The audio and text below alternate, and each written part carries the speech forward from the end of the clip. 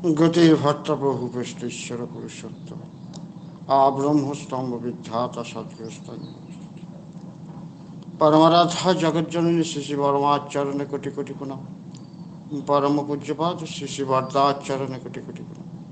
পরম পূজ্যপাদ শ্রী শ্রী আচার্য দেবের চরণে কোটি কোটি। আজকের করুণাময়ী গ্রুপের এই প্রভাতী সৎসঙ্গে দক্ষিণ দুর্গাপুর সৎসঙ্গ শ্রী মন্দিরের পক্ষ থেকে সবাইকে আনন্দিত জয়গুরু জানাই। আজকের ধারাবাহিক কৃষ্ণ প্রসঙ্গে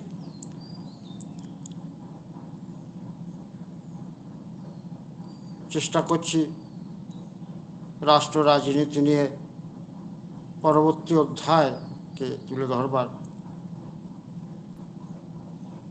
আজকের এই সৎসঙ্গে সে 5টা 20 থেকে সমবেত বিনতি প্রার্থনা, নাম জপ, প্রিয় পরমের অমৃত গ্রন্থাদি পাঠ, ভক্তিগীতি এবং সর্বশেষে কীর্তন। যারা অংশগ্রহণ করলেন পরমপিতা রাতুল রাঙা চরণে প্রত্যেকে সর্বাঙ্গীন মঙ্গল প্রার্থনা জানাই। আর আমার সর্বজনের শ্রদ্ধ সম্মানীয় বাবলচন্দ্র পালদা, বিশিষ্ট শিক্ষাবিদ, তাকেও আমার সশ্রদ্ধ জয়গুরু জানাই। তিনি আদেশ করেছেন, আমি আদিষ্ট হয়েছি। এই যে হরি গুণকীর্তন আমরা করি, আমরা অনেকে জানি আবার অনেকে জানি না। এই কীর্তনের 2টো রূপ আছে, 2টো ধারা থাকে। অর্থাৎ এই প্রভুর গুণকীর্তন করছি, একটা ধারার ভিতর পাই নারদীয় সূত্র, আর একটা ধারার ভিতর পাই সুখদেব সূত্র। নারদীয় সে প্রশ্ন করতে পারেন আপনারা, নারদীয় সূত্র বলতে কি বোঝায়? মহর্ষি নারদ বিনা বাদরত অবস্থায় তিনি প্রভুর সদা সর্বস্ব প্রভুর গুণে কীর্তন করেন। এই যে ভক্তিগীতি পরিবেশন, এই কীর্তন পরিবেশন, এগুলো নারদীয় সূত্রের মধ্যে পড়ে। আর মহর্ষি সুখদেব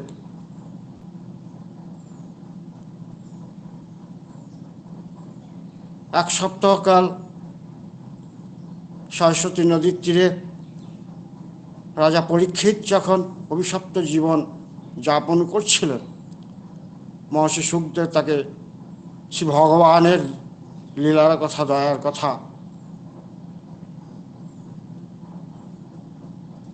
বলেছিলেন, পাঠ করিয়েছিলেন, যা পরবর্তীকালে শ্রীমদ্ ভাগবত রূপে বিশ্ব সাহিত্যের একটা বিশেষ স্থান গ্রহণ করেছে। অর্থাৎ ইষ্ট প্রসঙ্গ, সেখানেও প্রভুর গুণকীর্তন করা হয়। সঙ্গীত ভক্তিগীতির ভিতর, কীর্তনের ভিতর দিয়েও প্রভুর গুণকীর্তন করা হয়। তাই সৎসঙ্গ একটা অন্য মাত্রা পায়।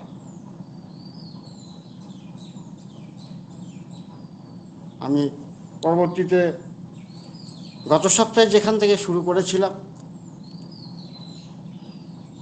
ঠিক তারপর থেকে সে প্রভুর গুণকীর্তন, বিশেষ ধারাবাহিক রাষ্ট্র রাজনীতি ও শ্রী শ্রী ঠাকুর অনুকূলচন্দ্র। আমরা পরপর 3 সপ্তাহ দেখেছিলাম শ্রী শ্রী ঠাকুর অনুকূলচন্দ্রের রাষ্ট্র রাজনীতি নিয়ে তার বিভিন্ন দৃষ্টিকোণ থেকে তিনি যা বলেছিলেন। 4র্থ সপ্তাহ থেকে আজকে 5ম সপ্তাহে তার বিচার বিশ্লেষণ চলছে সেই ঠাকুরের কথার উপর দাঁড়িয়ে। এই একটা রাষ্ট্র বা দেশের শাসন ব্যবস্থায় বিভিন্ন রূপ দেখতে পাওয়া যায়, যেটা গত সপ্তাহে আমি বলবার চেষ্টা করেছিলাম। গণতান্ত্রিক রাষ্ট্র, ধনতান্ত্রিক রাষ্ট্র, একনায়কতন্ত্র রাষ্ট্র, ধর্মীয় রাষ্ট্র, এরকম বিভিন্ন রূপ আছে এক একটা রাষ্ট্রের। তারই কিছু রূপরেখা তুলে ধরবার চেষ্টা করছি। আমরা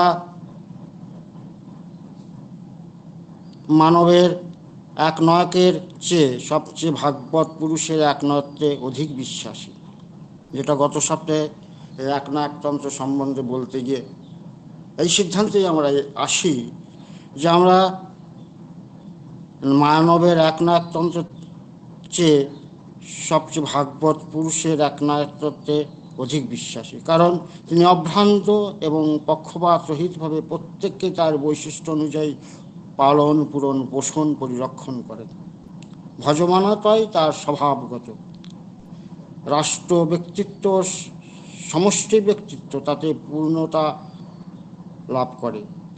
তিনি অসামান্য গুণ ও শক্তির অধিকারী থাকা সত্ত্বেও সম্পূর্ণ নিরাভিমান, সহজ সরল, নির্লিপ্ত। সেই জন্য তার দ্বারা কারো অহং প্রতিহত তো হয়ই না, বরং অহনের এমন নিরাপদ আশ্রয় ও প্রশ্রয় অন্য কোথাও দেখা যায় না। তাই বলে কোনো অন্যায় বা অমঙ্গলকে কখনো বরদাস্ত করেন না। মানুষকে প্রেম প্রীতির ডোরে বেঁধে রাখেন। তিনি অপার করুণার স্নেহপ্রীতি ও আস্থা দিয়ে মানুষের অন্তর্নিহিত সর্বোত্তম গুণ ও শক্তির অতল তল থেকে টেনে বার করেন। আর তিনি হলেন ঈশ্বরের নররূপ ও জীবন্ত বিগ্রহ। তাই তার উপরে বৃত্তিভেদী টান যদি কারো হয়, তারও জীবনটা ভাগবত জীবনে রূপান্তরিত হয়। সেই জন্য একনায়কতত্ত্ব ভাগবত পুরুষের কেন্দ্রায়িত হওয়া প্রয়োজন, কারণ একমাত্র তার কাছেই প্রত্যেকের শাশ্বত অধিকার, ব্যক্তি স্বাধীনতা ও ব্যক্তিত্বের পূর্ণতম স্বীকৃতি ও প্রতিষ্ঠা হয়। ব্যক্তি স্বাতন্ত্র্য, ব্যক্তিসত্তার স্বীকৃতি মানব সভ্যতার একটা রাজলক্ষণ। তাই গণতন্ত্রের প্রধান গুণ হলো এই যে সুস্থ মস্তিষ্ক প্রত্যেক ব্যক্তির মতামতের উপর গুরুত্ব আরোপ করে। গণতান্ত্রিক সরকার জনগণের দ্বারা নির্বাচিত ও তার নিকট দায়ী বলে জনস্বার্থকে সহজে উপেক্ষা করে স্বৈরাচারী রূপ ধারণ করতে সাহস পান না। কোনো ক্ষমতাশালী দল তেমন হলে তাদের শাসন দীর্ঘদিন থাকতে পারে না, কারণ সচেতন জনসাধারণের হাতে তার প্রতিকারের ক্ষমতা থাকে। সংখ্যাগরিষ্ঠ দলের হাতে শাসন ব্যবস্থা থাকলেও সংখ্যালঘুদের বিরোধী দল গঠন ও সরকারের কাজের সমালোচনা করার অধিকার আছে।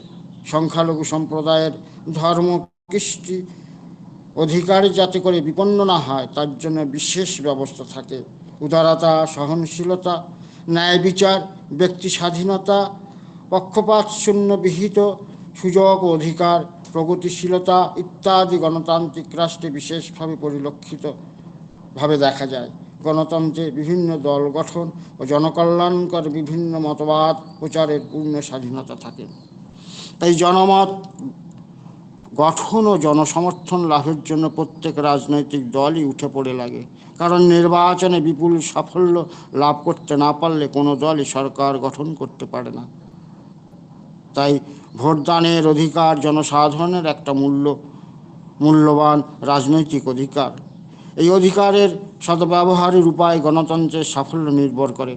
তবে এক্ষেত্রে ভোটারদের নৈতিক মান যদি উন্নত না হয়, রাজনৈতিক চেতন ও দেশাত্মবোধ যদি বিকশিত না হয়, শিক্ষাগত যোগ্যতা যদি না থাকে, দারিদ্র্য যদি দূরীভূত না হয়, সামাজিক অর্থনৈতিক বাধ্যবাধকতা যদি না কমে, বিভিন্ন রাজনৈতিক দল ও ভোট প্রার্থীদের অজস্র রকমের অবিবেকী চক্রান্ত অপকৌশল যদি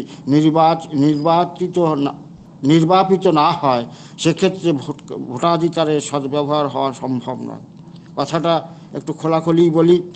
প্রয়োজনে যে সাধারণ ভোটারদের বহু রকম অজ্ঞতা, কুসংস্কার, সংকীর্ণতা, ভেদ বুদ্ধি, বিরোধী বুদ্ধি থাকে। এইগুলি সাধারণত জাতীয়তাবোধ, সমষ্টি স্বার্থ, সংহতি বিরোধী। ভোটপ্রার্থীরা এইসবের নিরসনের চেষ্টা না করে তার দুর্বলতাকে ইন্ধন জুগিয়ে ভোট আদায়ের চেষ্টা করে। এর ফলে দেখা যায় নির্বাচনী প্রচারে সাম্প্রদায়িকতা, প্রাদেশিকতা, উগ্র আঞ্চলিকতা, নিন্দাবাদ, কুৎসিত উপায়ে আশ্রয় গ্রহণ, হিংসা, দেশ বলপ্রয়োগ, টাকা দিয়ে ভোট কেনা বেচা, সমাজ বিরোধীদের প্রশ্রয় দেওয়া, মিথ্যা প্রতিশ্রুতি ইত্যাদি বিশেষভাবে বেড়ে যায়। আর তাতে করে সাধারণ মানুষের রাজনৈতিক চেতনা ও বিচার বুদ্ধি বৃদ্ধি পাওয়ার পরিবর্তে বরং তাদের বিভ্রান্তি বৃদ্ধি পায়। আর যে দল ক্ষমতায় আসনে আসীন হয় সে দল তাদের দলীয় স্বার্থকে পুষ্ট করতে চেষ্টা করে আর তাকেই জাতীয় স্বার্থ বলে ব্যাখ্যা করে। ক্ষমতাসীন দল তাদের দল রক্ষার স্বার্থে বাহুবলী স্বার্থান্ধ দুষ্ট সমাজগুলোতে লোককে শাসন না করে মদতপুষ্টভাবে পালন পোষণ করে থাকে। আর এই একই স্বার্থে বিভিন্ন দলীয় রাজনৈতিক কর্মীদের নানা অছিলায় নির্যাতন করতে পিছপা হয় না, এমনতর দৃষ্টান্তও আমরা দেখতে পাই। এমতো অবস্থায় সুশাসন ও সংহতি শতই ব্যাহত হয়। আরেকটা কথা বলা ভালো যে ধনতান্ত্রিক সমাজ ব্যবস্থায় গণতন্ত্র সাফল্য লাভ করতে পারে না, কারণ অর্থনৈতিক ক্ষমতা কতিপয় ধনী লোকের হাতে কুক্ষিগত থাকে এবং ওই ক্ষমতার সাহায্যে তারা তাদের স্বার্থসেবী ইস্পিত কোনো দল বা রাষ্ট্রের হাতে ক্ষমতার অধিকার করে ছলে বলে কৌশলে ধনিক শ্রেণীর শোষণের পথ উন্মুক্ত রাখতে চেষ্টা করেন। আবার আজকাল কোনো রাজনৈতিক দল বিদেশি শক্তি অর্থের সাহায্যে ভোট যুদ্ধে জয়ী হতে চেষ্টা করে, আর এর পরিণাম জাতীয় জীবনের পক্ষে কখনো সুখকর হয় না। যাই হোক, সাধারণ জনগণের ভোটদান ও দলগঠনের গণতান্ত্রিক রাজনৈতিক অধিকার দেওয়া ভালো, কিন্তু কথা হচ্ছে যে উপার্জনের উপর উপকরণ ও উপাদানগুলির মালিকানা থেকে তাদেরকে বঞ্চিত করে জীবিকা নির্বাহের ব্যাপারে অর্থনৈতিক ক্ষেত্রে তাদেরকে যদি ব্যক্তিগত মুনাফা শিকারী মুষ্টিমেয় ধনী ও মালিকের কৃপাপ্রার্থী রাখা হয়, আর যাই হোক সেখানে সামাজিক ন্যায় বিচার, সাম্য, মৈত্রী, ব্যক্তিগত নিরাপত্তা, ব্যক্তি স্বাধীনতা ইত্যাদি থাকতে পারে না। উৎপাদন উপভোগের ক্ষেত্রে অবাধ প্রতিযোগিতার প্রশ্রয় দেয় এই গণতন্ত্রের জঠর থেকে জন্ম নেয় ধনতন্ত্র। আর যখন এই ধনতন্ত্র একসাথে সমাজ বিরোধী ভূমিকায় গ্রহণ করে, তখনই ধনতন্ত্র মৃত্যুর পরোয়ানা জারি করে। গণতন্ত্রের সকলেরই সমান অধিকার কথা বলা হলেও প্রকৃতপক্ষে দেখা যায় বিশেষ কতগুলি অবিবেকী দুষ্ট স্বার্থপর লোক গণতান্ত্রিক পদ্ধতিতে বিশেষ ক্ষমতার আসীন হয়ে অপরাপর সাজগে ছলে বলে কৌশলে জনস্বার্থকে বিপন্ন করে নিজেদের হীন স্বার্থ ও খেয়াল চরিতার্থ করতে কসুর করে না। এই জন্য জনপ্রতিনিধিগণ যদি সুনিয়ন্ত্রিত, সুযোগ্য, নির্লোভ, নির্ভীক, আদর্শবান ও সেবাবতী না হন, তবে গণতন্ত্রের পক্ষে তা বিপদেরই কথা। এতে করে গণতন্ত্রের প্রতি মানুষের আস্থা মোটেই থাকে না। আমরা এটা কিন্তু বর্তমান আবহে আমরা ওপার বাংলার এই গণতান্ত্রিক সমাজ ব্যবস্থার ভিতর কিন্তু আমরা হাড়ে হাড়ে টের পাচ্ছি। এছাড়াও গণতন্ত্র যদি মানুষের অর্থনৈতিক সমস্যা সমাধানের অসমর্থ হয়, তবে গণতন্ত্র ব্যক্তি স্বাতন্ত্র্য প্রসূত ধনতান্ত্রিক তার প্রতিবিধানে সমাজতন্ত্রবাদের অভ্যুদয় অপরিহার্য হয়ে পড়ে। ধনতান্ত্রিক কাঠামোয় জমি জায়গা, শিল্প বাণিজ্য, খনিজ পদার্থ, রেল, সড়কপথ, বিদ্যুৎ, মূলধন, কাঁচামাল প্রভৃতি উপার্জনের উপাদানগুলি ব্যক্তি মালিকানায় ব্যক্তিগত লাভের আশায় পরিচালিত হয় বলে প্রচণ্ড ধনবৈষম্য, শ্রেণীবিরোধ, বেকার সমস্যা, অসম উৎপাদন ও বন্টন ব্যবস্থা ইত্যাদি অবশ্যম্ভাবী হয়ে ওঠে। সমাজতন্ত্রবাদীরা এই ধরনের স্বার্থ সর্বস্ব মালিকানার উৎপাদন বন্টন ব্যবস্থার অবসান করে তার পরিবর্তে রাষ্ট্রীয় মালিকানা প্রবর্তন করেন এবং রাষ্ট্রের নিয়ন্ত্রণ সামাজিক প্রয়োজন অনুসারে উৎপাদন ও ধনবন্টন ব্যবস্থা চালু করতে প্রয়াস পান। এতে করে সাধারণ মানুষের অর্থনৈতিক সুখ সুবিধা, স্বাচ্ছন্দ্যবোধ বাড়ে ছাড়া কমে না, আর এ বিষয়ে কোনো সন্দেহ নেই। কিন্তু মজার বিষয় হলো সমাজতন্ত্রের তার অভ্যুত্থানের ক্ষেত্রে প্রায় দেখা যায় গণতান্ত্রিক পদ্ধতিতে আইনি সাহায্যে তাহা যথাযথভাবে কার্যকরী হয়ে ওঠে না, কারণ স্বার্থপর কায়েমি স্বার্থের নানা কার্যের শেষ থাকে না। তাছাড়াও লোকপ্রতিনিধি ও সরকারি কর্মচারীদের উৎকোচ ও নানা সুযোগ সুবিধা দিয়ে বশীভূত করে রাখা হয়। ধনিকদের পক্ষে কিছুই কঠিন হয় না। এইসব নানা কারণে বিপ্লবীপন্থী সাম্যবাদীরা সশস্ত্র বিপ্লবের পথে জোর করে ধনিক ও মালিক শ্রেণীকে উৎখাত করে রাষ্ট্রীয় ক্ষমতা দখল করার পক্ষপাতী। সমাজতন্ত্র ব্যক্তিগণ শুধু উৎপাদন বন্টনের ক্ষেত্রে রাষ্ট্রীয় নিয়ন্ত্রণের পক্ষপাতী, আর সাম্যবাদীরা মানুষের সামাজিক ও অর্থনৈতিক জীবনে সর্বক্ষেত্রে রাষ্ট্রীয় নিয়ন্ত্রণের সমর্থক। আজকে এই পর্যন্ত থাক, আবার আগামী সপ্তাহে পরবর্তী অধ্যায়। জয় গুরু।